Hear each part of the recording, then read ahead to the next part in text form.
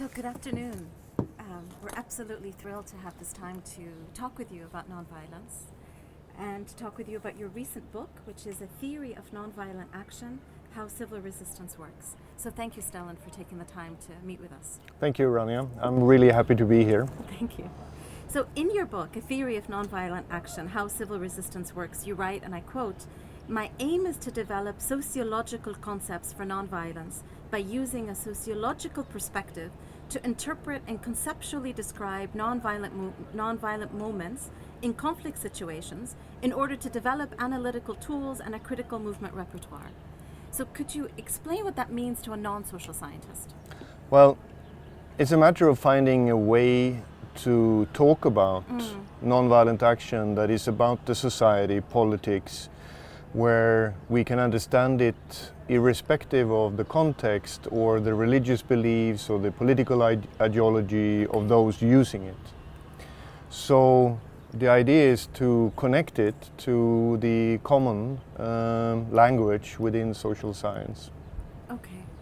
So you speak about these four components of nonviolence. Yeah. Could you tell me a little bit more about what are those components? All right, so the first thing that is important is that nonviolence is described as being both without and against.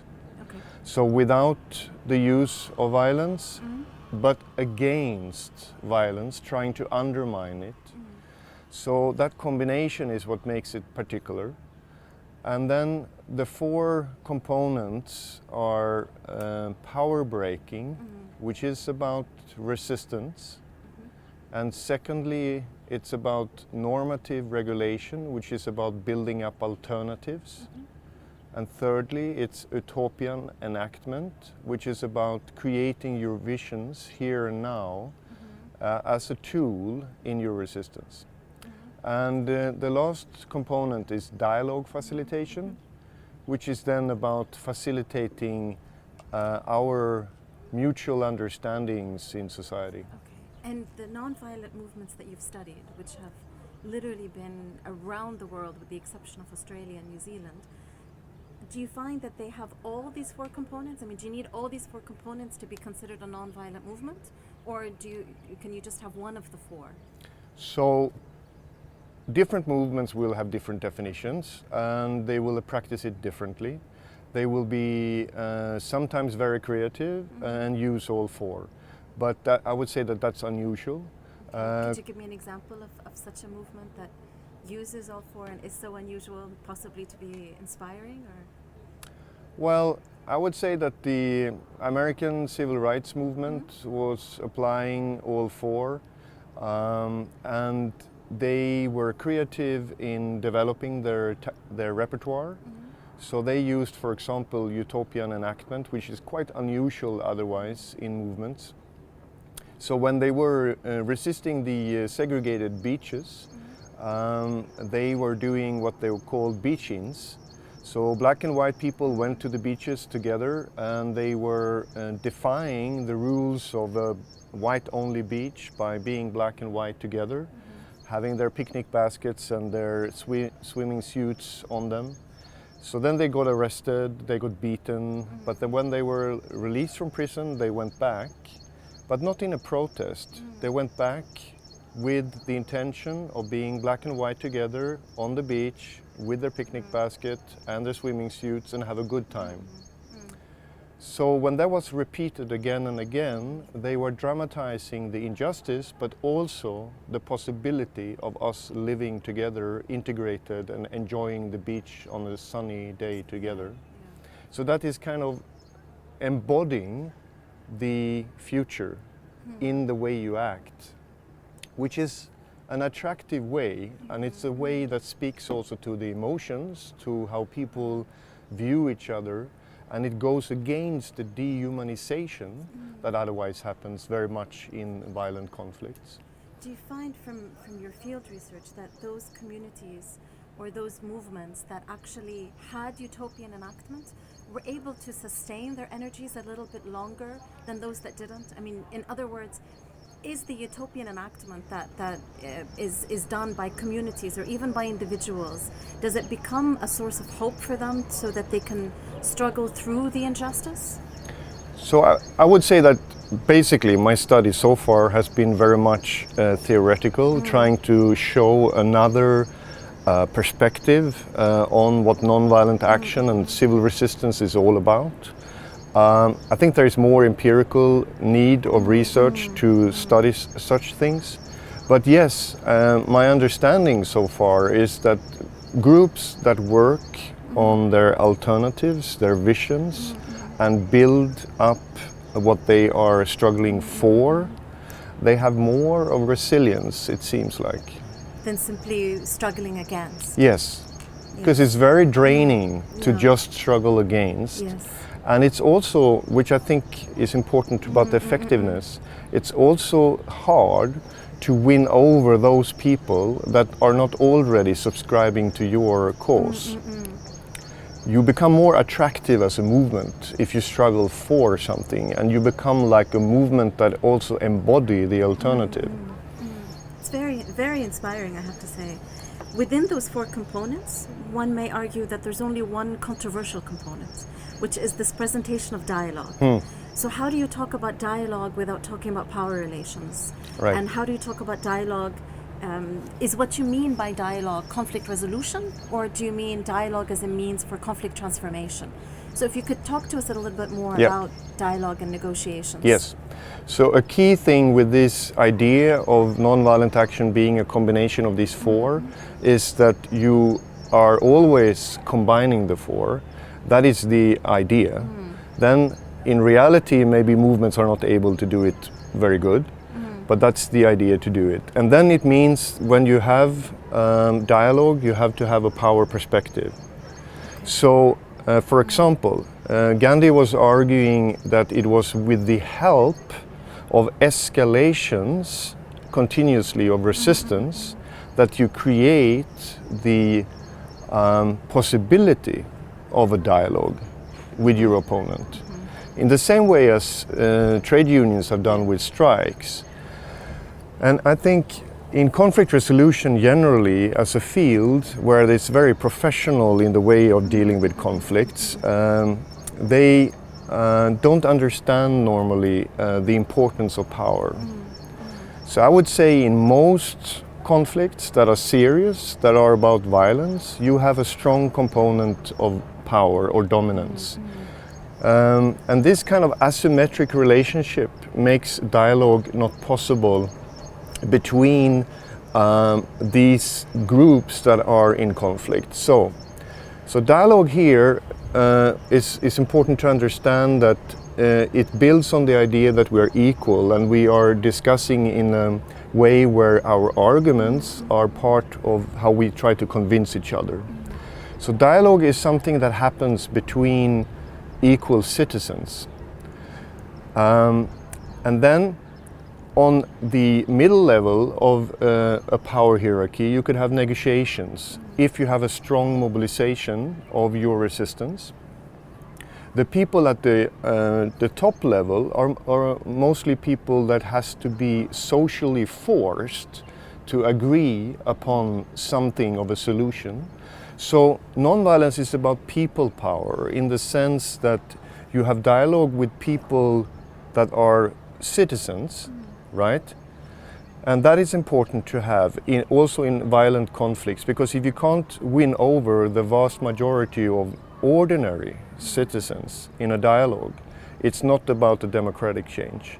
However, the people that profit from violent conflict, the people that would like these conflicts to continue, are often people up in the top, corporate, political, established leaders. They have to be forced to accept what the people power is creating.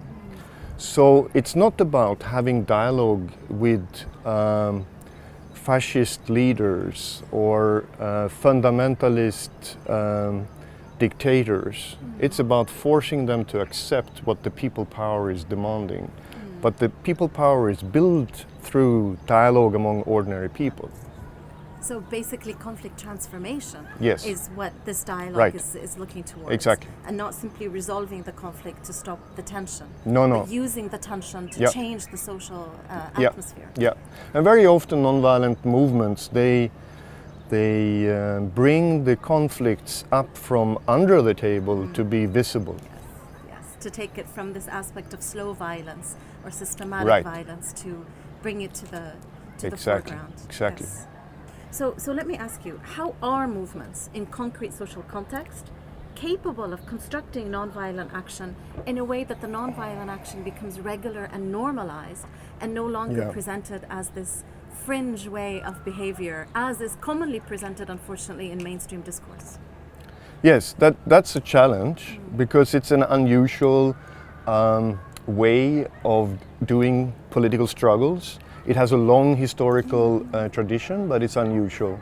So it demands a lot of work. So to begin with, I think it is, and a lot of these successful movements show this, that you have to have a smaller group that experiment with the methods and the strategies to translate into something that works in that particular context, because it will be looking different in India or in the United States or in Lebanon, in Sweden.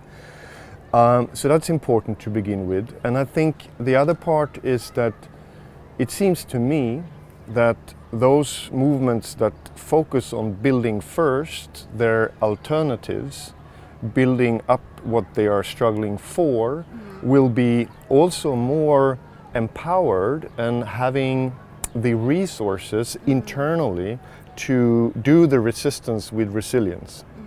And that's also what Gandhi emphasized, being one of the really prime strategists, not without fault. Gandhi has a lot of problems, but he had a lot of interesting strategic points. And one was that you have to put most of your energy into building up your constructive alternative. And then on that basis, you do the resistance. So I think that is important for sustaining a movement. So examples would be like the Zapatistas in Chiapas. Yes, or the MST, the landless movement in Brazil. Have you found other examples, possibly from Africa or the Arab region, that you think could be similar to this? Yes, absolutely. I think in the work that people did very spontaneously, without much of the organizing or resources, was in the first Intifada in the Palestine, where people were creating their own alternatives, their own base democratic structures, their own self-governance within the occupied territories, cutting the links to the Israeli occupiers. And that was partially successful, but was meeting such a strong resistance, not only from the Israelis, but for the international community and the established leadership of the Palestinian movement that wanted the control of the movement. Yes. Yeah, and that intifada was broken with the Oslo Accords. Yes. And one can possibly argue that it has evolved into another aspect through the boycott, divestment and sanctions movement. Yes. That's, I think, in its 12th year now, Yes. internationally. So, well, I mean, from your research on all of these unarmed struggles, again, around the world that you've done this research, have you found any dominant forms, dominant tactics that are more popular than others, typically, or? So I would say generally activists are more creative than academics. So the theories we find to understand this is quite poor. However, also among these movements, it seems like there is a preoccupation with the protest form. Okay. Going out to the street, walking from point A to point B and shouting the slogans. That can be powerful. However, it's not very sustained. It's not building so much on community. It's not building so much on the alternatives. And it can deteriorate into violence. It can be broken by infiltrators. It can be co-opted. and it might die out. So what are some examples of the co-optation of unarmed resistance that you found to be quite powerful? Well, you find that there are leaders that get into positions of high salary and their own kind of organizations that gives them personally a position that is rewarding, but is then not furthering the struggle of that movement. So I think one of the effective tools that, to my understanding, was used against the first Intifada in Palestine was to pump in a lot of money to create more of NGOs working with the conflict resolution without having the perspective of resistance against the occupation, but rather reconciliation and dialogue groups only, so divorced from the power perspective. I think we have seen it a lot with the trade union movements earlier in history in for example, Europe, that leaders have become part of the establishment. So I think co-option is one powerful way that these movements are disarmed. But movements are also learning, so I find that many movements in what we could call the global south or the third world are much more suspicious to the influence of political parties that try to use these strong movements as a tool for their own power interests. So that there's a need to learn from the experience and to develop new tactics and protections against the means that regimes are using to disarm this movement, because these movements are very strong once they get really a strong mobilization. They can overthrow even militarized dictatorships. As we've seen in Bolivia and in other examples. Yeah, you know. South Africa, the yeah. Philippines, Yes. and everywhere. So within that, how would you look at the Standing Rock unarmed resistance? Yeah. You know, for the protection of their water source and also for the protection of their indigenous land that we saw in the Dakotas. Where would you examine that movement there? I would say that is a movement that is a very good example of what I'm talking about, of basing it within your community and the strength of the community, and the creation of your own alternatives. Because I visited Standing Rock just a couple of weeks ago, and I've been following it tightly. So it's very clear that these water protectors are not just as other people protesting, but they are building up their structures for community and putting prayer and the sacredness of water at the center of the way that they do their resistance.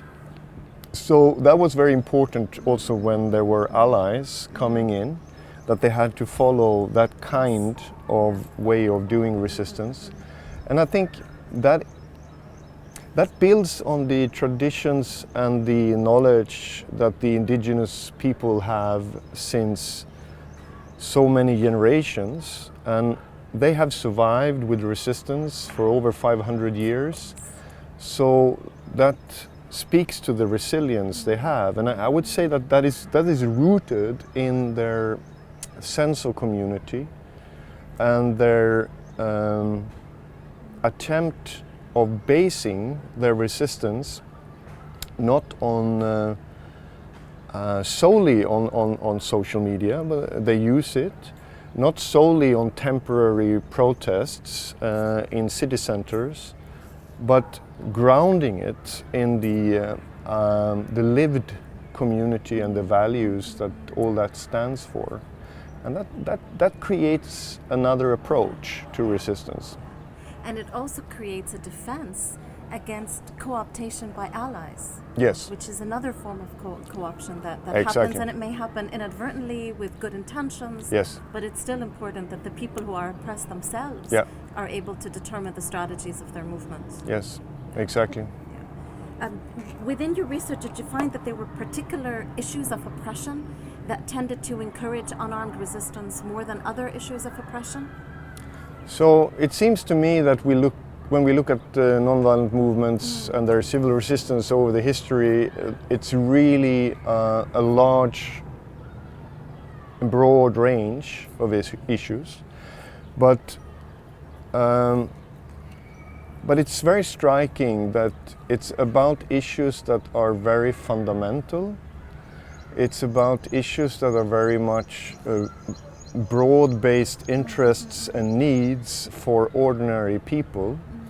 And I think that makes sense because this is a method that is not really working very well for a detail issue or a minority concern that is not a concern for everyone as a form of a basic human right Like principle or so. What would you mean by a minority concern? Well, by a privileged elite that wants something, or a kind of sectarian strong belief that others don't share. If they don't see the fundamental importance of it, they're also not ready to take risks. So, I mean, for example, the anti-slavery movement was a minority issue when it started. Very few people shared that belief. However, they were able to win over a larger segment of society to agree upon the need to take away the slavery. And I think a struggle with this kind of approach that builds on people power has to have at least the belief that they can win over the vast majority in agreeing to their concerns. Do they have to win over a large majority of their own oppressed community, or do they have to win over a large majority of the community as a whole, including oppressors and oppressed? All right. So if we're going to look at, for example, the Black Panther Party and their creation of community breakfast, and which the FBI at that time thought to be a very dangerous act that they were doing, providing breakfast for their neighborhoods. Yeah. But the Black Panthers were primarily interested in representing their own community rather than reaching out to non-African Americans, and primarily they weren't interested in reaching out to white communities, which is very different than what Martin Luther King was doing, which was trying to develop a message that would be approachable to everyone within the United States. Yeah. So, which strategy did you find to be more popularized, I would say, internationally within unarmed communities? Reaching within or reaching across? So I think that when people are severely repressed, you have to begin by building a legitimacy, trust, and cohesion in your own community. And that's what the Black Panther Party did. And they did that very strongly.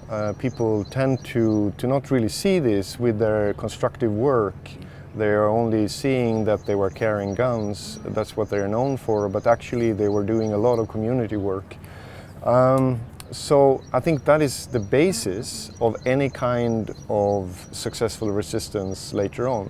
However, in order to get respect for your project, even if that is autonomy for your group, self-rule or whatever, you have to win the sympathy of the majority of people. You have to win the understanding that your cause is legitimate, right? So I would say that any such movement need to work with dialogue with ordinary citizens. They don't have to win over fascist groups, white supremacy groups, not at all. But they have to make them powerless by creating sympathy among a larger part of the society, including the white part of society. Which is exactly what the boycott movement is doing. Yes. You know, that's the logic of the boycott movement. Yes, absolutely. Yeah, yeah. So as a sociologist, you're proposing new concepts. Yes. You know, concepts that you argue are needed to explore how through non-violence we can transform conflict. And my question to you is, you know, why are those concepts necessary? What new sociological concepts are you bringing to the foray?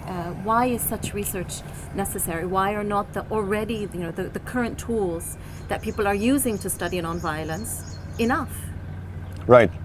Well, it seems to me like many of these concepts exist in social science, but they're not combined in the way that I do it.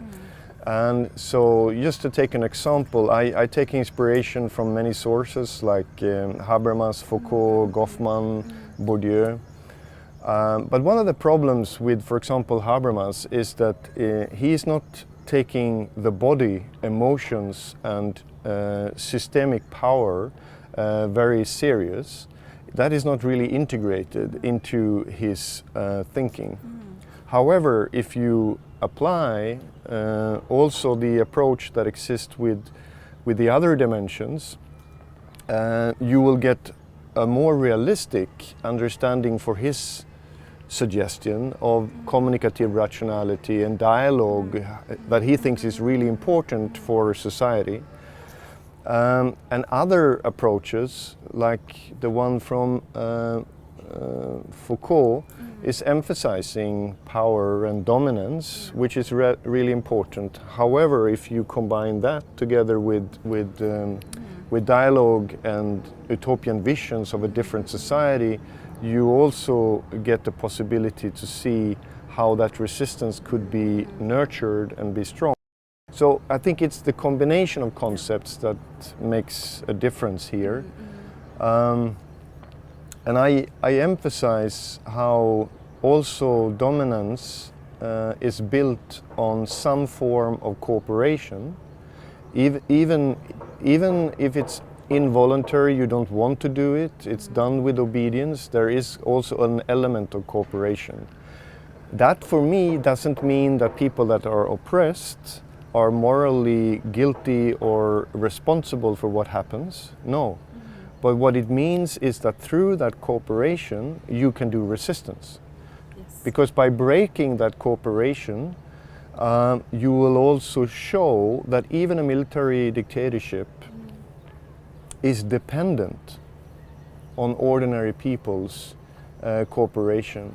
So through strikes and non-cooperation, civil disobedience, blockades and occupations that the ordinary people can do, they will then take away the economic, political resources of these dictators. So I think developing new concepts, developing new perspectives is helping us to understand the full potential of this form of resistance. Otherwise we will limit our understanding to perhaps only power, or perhaps only dialogue. And it gets very often compartmentalized in the social science, but quite often also in the movements.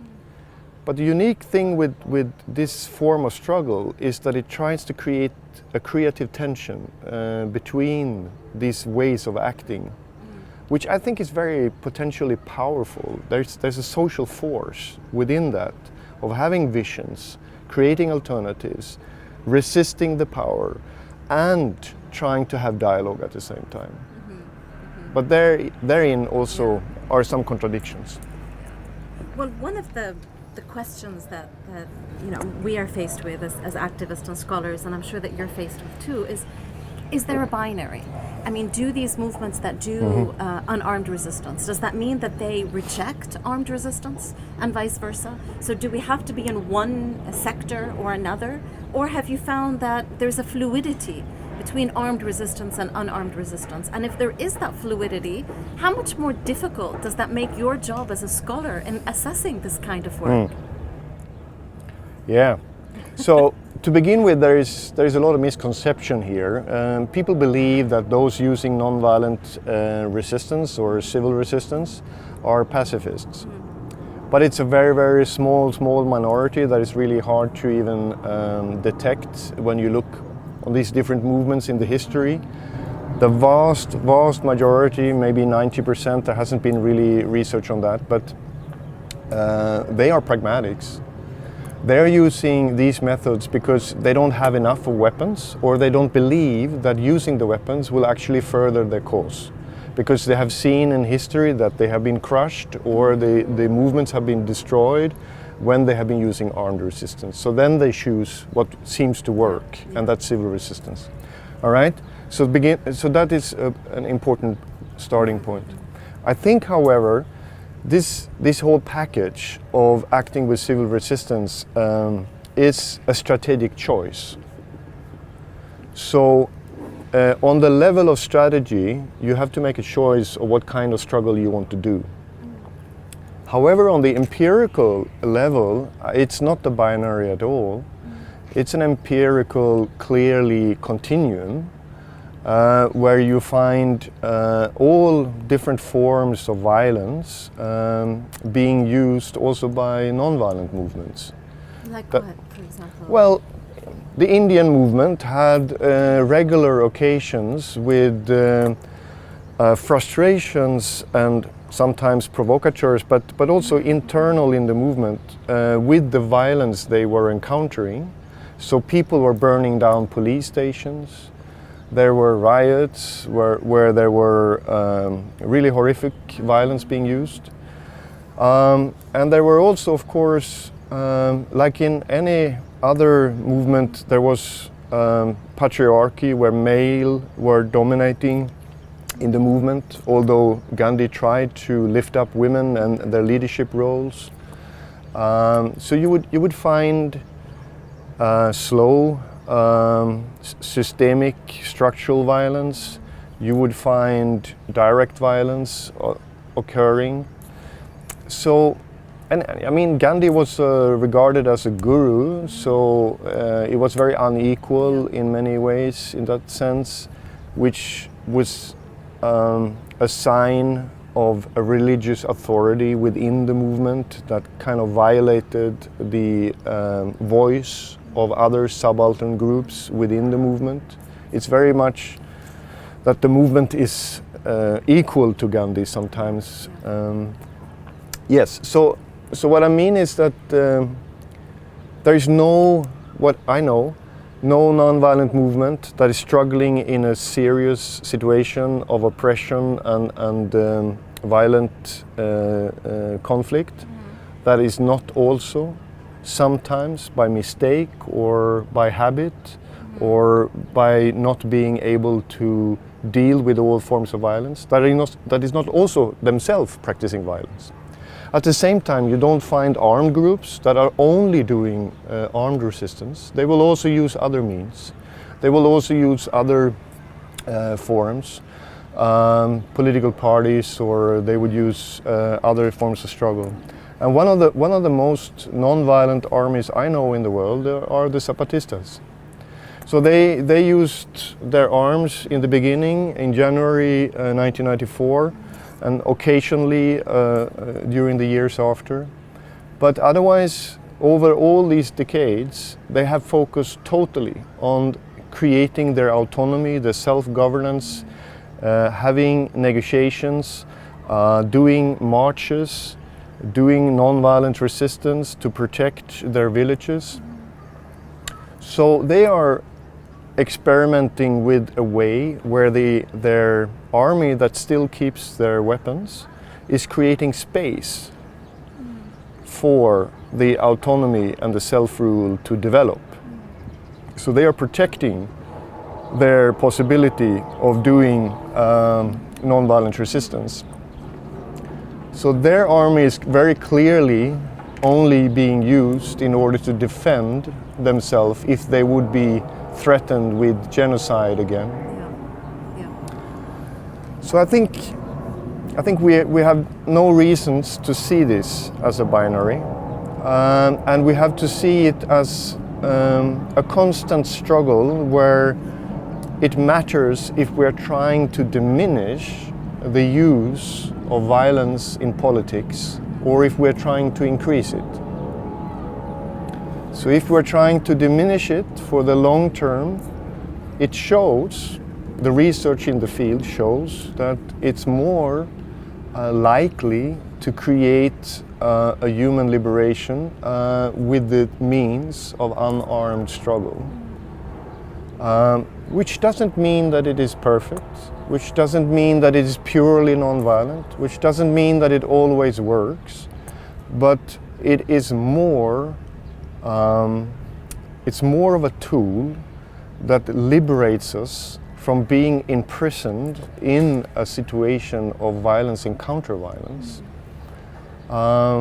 So I don't think there is any reasons to be talking about this in simple kind of binary language, but more as a matter of trying to do our best for the long term of minimizing the role of violence in society. Well, then let me ask you, as a scholar, and you're spending, your research studying nonviolence, do you find that you actually have to constantly define what violence actually is? And I ask this because sometimes, well, particularly over the past 20 years, there's become a representation in certain discourses in the media that another form of negotiation, rather than military warfare, is economic sanctions. So economic sanctions are then presented as a non-violent alternative. So how would you look at that if we're dealing with, let's say, governments who claim a moral high ground and a so-called humanitarian high ground and are choosing sanctions as an alternative to bombing and as a form of diplomacy? Would you regard such acts as non-violent pressure, or how would you define them? So it's very important to be skeptical when state actors that not only institutionalize the use of violence, but are ready to use mass violence, sometimes against their own people, to further their own interests. When they use what they call non-violent means, it's important to be skeptical and critical to that. Sometimes I think it can work non-violently. So I think the sanctions used against South Africa is an example, perhaps an exception, where it worked. Maybe because it was a request from the movement itself. Exactly. However, when we used in the world the sanctions against Iraq, I think it's an example of a very violent sanction that killed hundreds of thousands of people. That didn't affect the leadership, but affected the ordinary hospitals and the ordinary daily survival of people. So then it becomes like another means of mass violence, although it looks perhaps as being non-violent because it is a sanction. Yes. So I think there are many things that looks like they are non-violent, but they're not. So there will be development projects that will destroy the livelihoods of indigenous people to create electricity to the urban areas in the name of development and human needs. But that is creating a system of violence that destroys communities. So I think probably we are too focused on the direct violence, where we can see clearly who is using the violence and the victim very clearly. As a matter of fact, if we look on number of killed people, the structural or systemic violence is a much larger problem in the world. Is killing through impure water, lack of medicine, malnutrition, and other forms of violation of people's basic needs, killing much more people. So we need to find ways of acting non-violently, really non-violently against that, which will be acting without that, and against that. It's critical, absolutely critical, which leads me to my next question when you say that, and I quote, "Non-violence not only breaks norms, but also claims norms." Yeah. Do you mean this within a utopian enactment, or do you mean this how? What kind of norms have actually been claimed by non-violence and possibly integrated into a new societal vision? Yeah, so I think it's a starting point is important here, and that is that every social group throughout history, everywhere in the world, live by norms. So these are unwritten laws. There are kind of guiding principles of how we behave, how we talk to each other, how we relate, how we eat and socialize. So these kind of norms exist in all societies. So when non-violent movements are creating their own alternatives, trying to create new schools, new health clinics, new forms of agriculture, new forms of decision making, they are also creating new norms. So when the Zapatistas are creating their own education and their own health clinics, free clinics, even for non-Zapatistas, in their communities, which is otherwise not provided, of course, by the Mexican state, but by the Zapatistas, they are upholding other norms, which is about valuing the community, valuing the basic needs, protecting the children. So non-violent struggle is upholding a lot of norms, and it's creating new ones, which is about valuing the community, community work. It's about also discipline, because you need to collaborate together and find a common way of acting. And of course, if you have visions for the future that you embody in the way you do actions, you will also suggest new norms we could live with. And I think this is a really important part, which is often kind of neglected or forgotten, that we need to have suggestions of where we want to go, what kind of different society we want to have. And I think we have to show that we have this in us. We don't only have the violence in us, but we also have the non-violence in us. And it's a matter of what we nurture. And the nurturing happens through the socialization of our schools, our families, our ways of taking decisions, our ways of living together. And movements needs to create their other society, like the landless are doing in Brazil, like the Zapatistas, or the Zapatistas in their cooperation with the Kurdish movement in the Turkish region, where they're creating the parallel institutions, trying to create self-governance, imperfect, but still trying to create their own ways of ruling. Then they're creating their own norms, then they're building the beginning of their new societies. So do you find that to be one of the main challenges within non-violent movements, and possibly within all kinds of social movements? Is this enactment of where we want to go and the sustainability that's needed in that action? Or do you find that there are other more dominant challenges that are hurdles for the effectiveness of the social transformation? I would phrase it like creating these alternatives while we do resistance against what represses us and makes these societies difficult to create. That is the key challenge I see. Because to me it seems like a problem is that some groups are only focused on the resistance part. They don't create much of alternatives. They don't embody what they want instead. Maybe they suggest things in the policy programs, but they don't create it themselves. And others, they seem to be focused on creating alternatives, but they don't do resistance. Or they work with dialogue because they think that's important, but they divorce that from the struggle. And then they get corrupted and part of the system. So I think it is bringing these things together in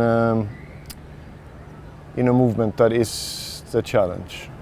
And do you think that your role here as a scholar could be akin to the role that Howard Zinn performed as a historian, in the sense that Howard Zinn showed us that there was another history that we weren't being taught? Right. And what empowerment and solidarity could we build by learning this other history, these people's history that Howard Zinn told us? Do you think that your role as a scholar could be educating and connecting these different movements together so they can learn from each other rather than simply repeat the same mistakes? Maybe we can do new mistakes. Yes, I would say that is my ambition, and I would be honored to walk in the footsteps of Howard Zinn. Yes, so yes, I think the movements are already doing such an impressive work and learning from how people did it earlier in history or how people do it at other places is a way for us to speed up the learning process, because we have to understand that the enemies of social change and justice, empowerment, those enemies, they are learning all the time. They are studying these forms of civil resistance, and they're also developing means to deal with it. So it's really important that movements get up to speed with learning and don't recreate the same kind of mistakes all the time, but as you say, make new mistakes in experiments where we go further. Yeah. So at least we all have to try to make these learning processes happening.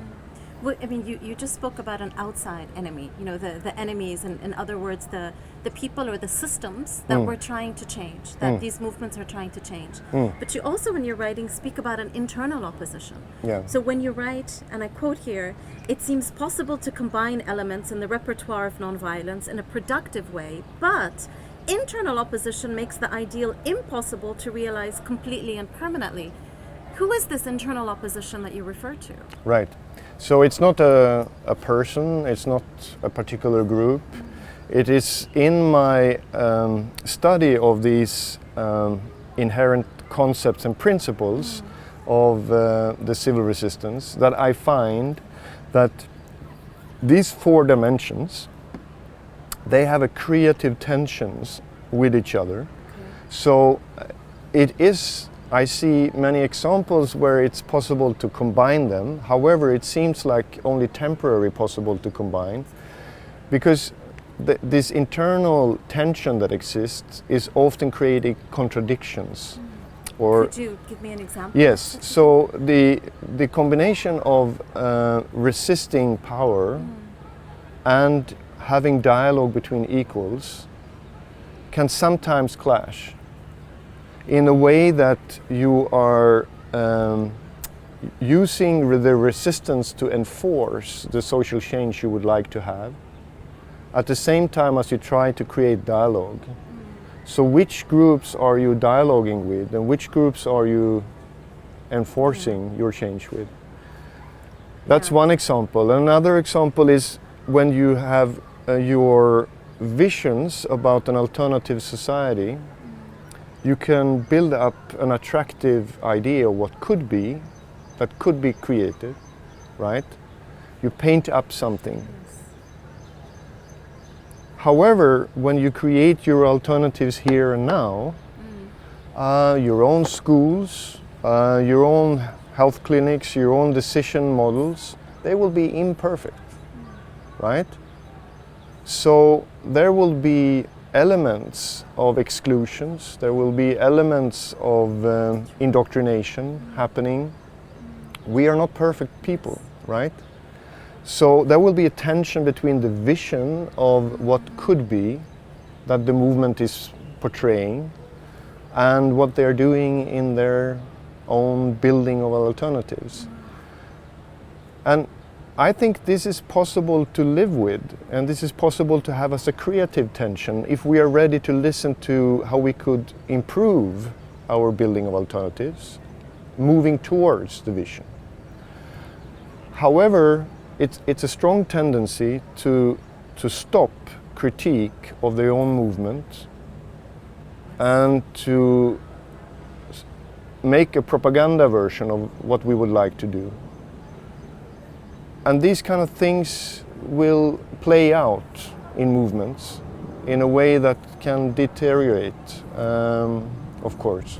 But there's also facing a danger, because if one critiques a movement while trying to resist the power structure and trying to create an alternative egalitarian power structure, then could that critique of the movement in the process be used by the power structure against the movement? Exactly. It's a difficult, really difficult challenge. It is a dilemma. Of course, things that are said internally as a critique could be used in campaigns together with lies and rumors against the movement, of course. So that is a danger. But there is also another danger with pretending to have a unified front where you silence critique. So what about the homosexuals within the MST? Or what about people that are deviating in their ideology inside of the Zapatistas? What about the children that grows up that don't want to live in these communities and don't want to do the rural work of their land? They want to live in the city and get an education in the United States or so. Are they traitors? So, I mean, I think we have to find ways of valuing diversity and critique, but it makes us vulnerable also for the propaganda of those that want to destroy the movement. So this dilemma is why I think we have to recognize that these four dimensions is not a happy marriage. It's a creative tension where things might go into divorce sometimes, and it might be unified sometimes, and we have to be creative about it, and that's why we have to experiment. But it makes your role as a scholar, as a researcher, even more difficult, because when you're going into these communities and you've built a trust between the community and yourself, and you're researching, and you may uncover these internal oppositions, these internal challenges. Do you find that you have a difficult question then? Do you publish these internal challenges or do you not? How do you find your role as a scholar challenged here? Well, that's a good question, and I think to begin with, I don't serve the interest of these movements or the struggle for human liberation by working as a megaphone that is just saying the same as these movements themselves. I think it's important to be honest and have critique and problematization of what is not working. The recreation of power and dominance within the movement, the ineffectiveness that happens, the contradictions that exist. However, it's another question of what should be published and in what way. So the way I try to use this is by, after my preliminary analysis, I go back to the communities and I say, this is what I found. What do you think about it? And then it means I get their thoughts, their perspectives on it, but I could also figure out how could this be said to others to learn from, but minimizing the risk that they will be damaged from it. So with one group I studied, it led to, for example, that I changed some of the facts that was not key, but published the dilemma, the problem they were struggling with, and they agreed to that. So I think we have to be careful and try to be critical friends. I don't think we are helpful by being uncritical friends, because then we as academics don't really contribute anything. At the same time, it's not a matter of going there, finding stuff and then publishing it without dialogue, because then we will just serve the interest of the vested interests that are working to disempower people and create systems of control. So it's kind of a research with and not simply a research of. Yes. Which brings me to a really exciting thing. So you are working and you're an editor of the Journal of Resistance Studies. Yes. And within your work in Massachusetts as an endowed professor, you're also developing curricula and courses. Yes. Such as the civil resistance and the everyday, civil resistance and social change, post-colonial and indigenous resistance. So how do you find your role in integrating, pedagogy with the work that you're doing in these courses? And if I may be so bold as to ask, within the courses themselves, who do you find yourself serving? So the students that come to take these courses, where do they end up going? Do you find that there's a push to make the courses open access? So to even be accessible to people in the movements themselves to take the courses? And how are you within the coursework connecting the scholar and the activist? I would say that this is an ongoing struggle where I haven't found the satisfactory solution yet, but I'm trying in small ways to find solutions. I have a little bit more of a possibility than many others because it's part of my mandate in my job to work together with activists and with students.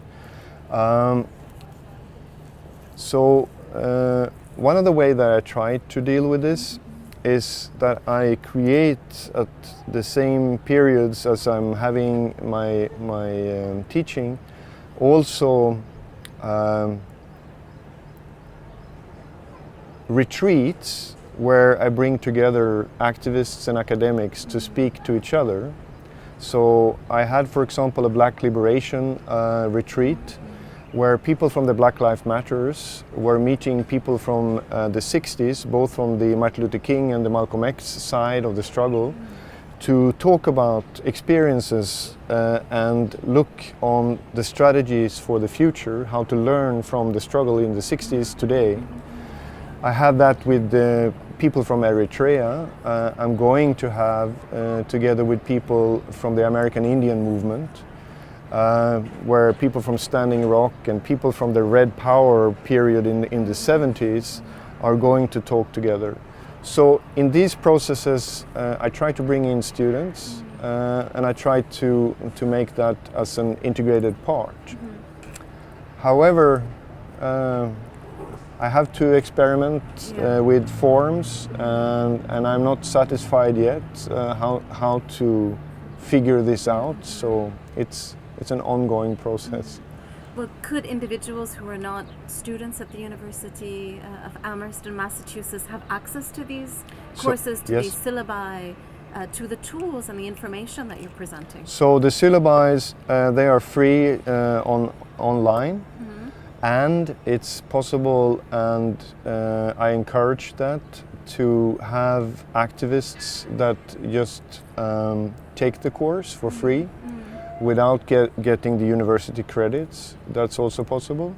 And they would have to be living in Massachusetts to do that, or could they do that online? So far, they have to be living in the area, but I have the ambition to create online versions of this, and there are other people that create online courses that already exist.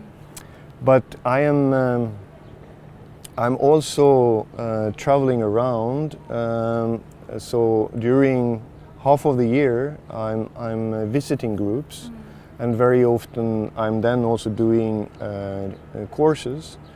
I've done that for example, for the Combatants for Peace, which is a group of former soldiers and armed fighters from both Israel and Palestine that now works with civil resistance. So I try to do that during my travels as well. And then it is my larger vision to, with time, being able to create a South-South dialogue between activists from different occupied areas, like in Western Sahara, the Palestine, Kashmir, possibly. Kashmir, exactly, and West Papua and Tibet, or so that they could speak to each other and learn from each other, and then academics can listen and learn and develop research projects from the kind of identified problems that they encounter. So I'm all the time experimenting with finding ways of bridging between us that are in the academic world and those that are activists. Probably because I am continuing to be an activist myself, I feel this need to create meeting points between the professors of the university and the professors of the street. Well, thank you. And we're thrilled that you're also going to be developing a course for us here at the American University of Beirut in our upcoming master's program on social activism and transformative change. So we're absolutely thrilled for that, and we're thrilled for your time. Once again, this has been a conversation with Dr. Stellan Vinthagen, Professor of Sociology, a scholar activist, and the inaugural endowed chair in the study of nonviolent direct action and civil resistance at the University of Massachusetts. Thank you again very much. Thank you so much. Thank you.